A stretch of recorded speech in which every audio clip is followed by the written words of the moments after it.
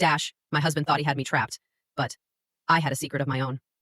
When I married Ethan, I thought I was making the smart, stable choice. He was reliable, had a 5-year plan, and never missed a bill. It wasn't fireworks, but after years of chaos, I convinced myself that security mattered more than passion. We had our routines: coffee in the morning, takeout at night, predictable, easy, comfortable, at least at first. But comfort eventually turned to control. At first, it was subtle: comments about budgeting, suggestions that I check in before buying things. Before long, I needed permission for groceries, a haircut, a birthday gift. He didn't like when I went out without him. He'd make quiet digs about it or act cold until I apologized. It was like walking a mental tightrope every day. The tipping point came when I found a tracker under my car. I wasn't looking for it. I dropped my keys, bent down, and there it was.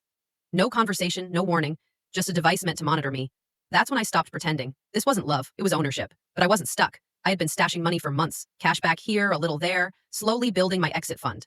I played the part, kept routines normal, never let on that I knew. Meanwhile, I lined up an apartment, found a lawyer, backed up all our documents. When the moment came, I'd be ready. Then he found a bank statement. It was a tiny slip-up, but enough. He slid it across the table and asked calmly why I had a separate account. I lied and said it was for therapy. He nodded, pretending to accept it, but I knew he didn't believe me. I bumped my plan up. I was leaving the next day. But the next morning, he was waiting for me in the kitchen, laptop open, calm as ever. He told me he'd checked the GPS logs and asked why I'd been visiting an apartment complex.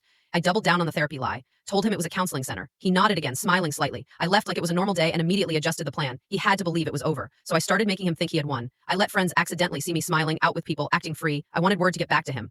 It did. Soon after, he started dating someone new, young, eager, exactly the type he thought he could control. He wanted me jealous. I acted indifferent. That's when I dropped the real blow. He'd been careless at work, flirting, shady financial choices. I gathered the emails, the receipts, everything I needed, and sent it anonymously to his company.